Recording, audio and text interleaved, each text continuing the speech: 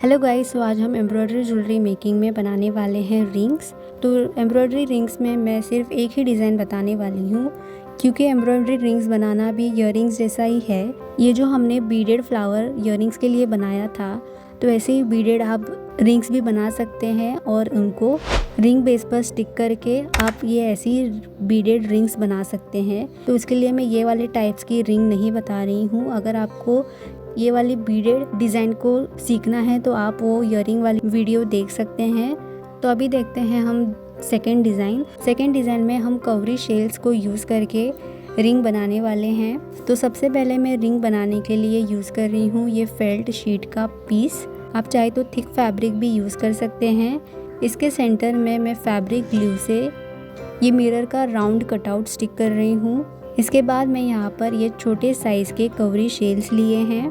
अब इनको हमें इस मिरर कटआउट के अराउंड स्टिच करते जाना है। तो इस कवरी शेल की जो साइज़ है वो यहाँ पर हम मेजर करेंगे और उसके अकॉर्डिंग हम नीडल को पीछे से इस होल से पास करके बाहर निकाल देंगे। और फिर थ्रेड को ये जो कवरी शेल का कट बना हुआ है सेंटर में, उसके अंदर हम इस थ्रेड को डालकर नीडल को नीचे से हम वापस अंदर डाल देंगे। तो ऐसे ही करके हमारा ये जो कवरी शेल है वो यहाँ पर फिक्स हो जाएगा। अब वापस मैं ऊपर के साइड से नीडल को बाहर निकाल रही हूँ, लेकिन जैसे हमने पहले नीडल को ये कवरी शेल के होल से बाहर निकाला था, इस टाइम हमें उस होल से बाहर नहीं निकालना है, हमें कवरी शेल के ऊपर से नीडल को बाहर निकालना है। फिर यहाँ पर मैं ले रही हूँ ये सीड बीड्स। अब इन बीड्स को मैं यहाँ नीडल में डाल रही हूँ। अब जितने बीड्स हमारी ये कवरी शेल के कट में बैठ रही हैं, उतनी बीड्स को हमें लेना है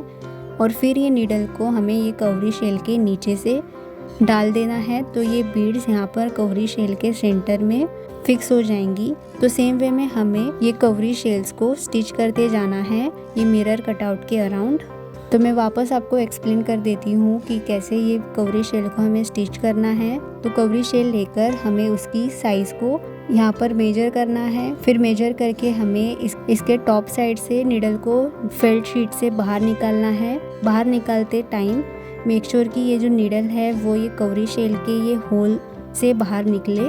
और फिर थ्रेड को हमें ये कवरी शेल के सेंटर में जो कट बना है उसमें हमें थ्रेड को फंसाकर वापस नीडल को हमें कवरी शेल के नीचे से अंदर डाल देना है। ये कवरी शेल यहाँ पर फिक्स हो जाएगा। फिर वापस हमें टॉप से नीडल को फेल्ट शीट से बाहर निकालना है, लेकिन ये टाइम हमें कवरी शेल के होल से नीडल को पास नहीं करना है, सिर्फ फेल्ट शीट से बाहर निकालना है। उसके बाद ये सीड बीड्स को हमें नीडल में पास कर देना है और जितने सीड बीड्स यहाँ पर ये कवरी शेल्स के सेंटर में फिक्स हो रहे हैं, उतने बीड्स को लेकर नीडल को हमें यहाँ नीचे से फेल्ट शीट के अंदर वापस डाल देना है। तो इसी वे में हमें ये बाकी के कवरी शेल्स को भी स्टिच कर देना है। ये कवरी शेल्स से हमें ये फ्लावर की डिज़ाइन रेडी कर लेनी है। अब ये हो जाने के बाद बैक साइड पर हमें ये थ्रेड को नॉट बांधकर हमें एक्स्ट्रा थ्रेड को कट कर देना है। अब इसके बाद ये जो फेल्ट शीट है एक्स्ट्रा वाली, उसको हमें कट करना है। कट करते समय मेक श्योर कि आप थ्रेड को कट ना करें। तो मैं यहाँ पर सर्कल शेप में इस फेल्ट शीट को कट कर रही हूँ। ये कट हो जाने के बाद मैं यहाँ पर यूज़ कर रही हूँ ये ग्रीन कलर के क्रिस्टल बीड्स। तो अब ये क्रिस्टल बीड्स को एक एक करके मैं यहाँ पर साइड पे जो हमारी फेल्ट शीट दिख रही है वहाँ पर मैं इनको स्टिच करने वाली हूँ। तो एक क्रिस्टल बीड और एक सीड बीड को मैं डाल रही हूँ। अब यहाँ पर ये क्रिस्टल बीड को स्टिच करने के लिए ये जो हमने सीड बीड ऊपर डाली है उसको छोड़कर हमें नीडल को वापस ये क्रिस्टल बीड से अंदर पास कर देना है। तो ये करने से हमारा ये जो क्रिस्टल बीड है वो यहाँ पर फिक्स हो जाएगा। सेम वे में मैं वापस साइड से नीडल को फेल्ट शीट से बाहर निकाल रही हूँ। फिर हम ये क्रिस्टल बीड और एक सीड बीड डाल रही हूँ। सीड बीड को छोड़कर हमें वापस नीडल को ये क्रिस्टल बीड से अंदर पास कर देना है और ऐसे ही करके ये बीड्स को हमें यहाँ पर स्टिच करते जाना है। दो कवरी शेल्स के बीच में मेरे ये 3 क्रिस्टल बीड्स बैठ रहे थे, तो मैंने 3 क्रिस्टल बीड्स को स्टिच किया है सारे साइड्स पे। ये सारे स्टिच हो जाने के बाद बैक साइड पर वापस थ्रेड को नॉट बांधकर एक्स्ट्रा थ्रेड को हमें कट कर देना है।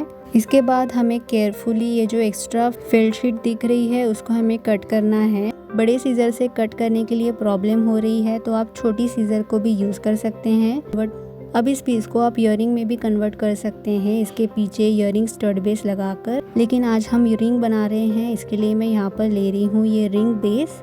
अब इस रिंग बेस को हमें एक स्ट्रॉन्ग ग्लू से स्टिक करना है, तो उसके लिए मैं यहाँ पर ये फेवी बॉन्ड यूज़ कर रही हूँ। तो इस रिंग बेस पर मैं फेवी बॉन्ड लगाकर इस बेस को हमें यहाँ बैक साइड पर स्टिक कर देना है। अब यहाँ पर मैं एक स्टेप करना भूल गई थी कि यहाँ पर आप देख सकते हैं कि ये बैक साइड पर हमारा थ्रेड दिख रहा है, तो ये थोड़ा सा अनइवन फिनिश दिख रहा है। तो आप राउंड शेप के फेल्ट को कट करके यहाँ पर स्टिक कर सकते हैं फैब्रिक ग्लू से, और उसके बाद इसके ऊपर आप रिंग पे स्टिक कर देना, तो ये बैक साइड में हमारी फिनिश लुक दिखेगी। तो इसी वे में हमारी ये रिंग भी बनकर रेडी है। तो इसके बाद आने वाली वीडियो होगी फ्लोरल ज्वेलरी पे, तो वो वीडियो मिस ना हो इसके लिए please do subscribe to my channel and press that bell icon to get the notification of my upcoming videos, and also don't forget to share this video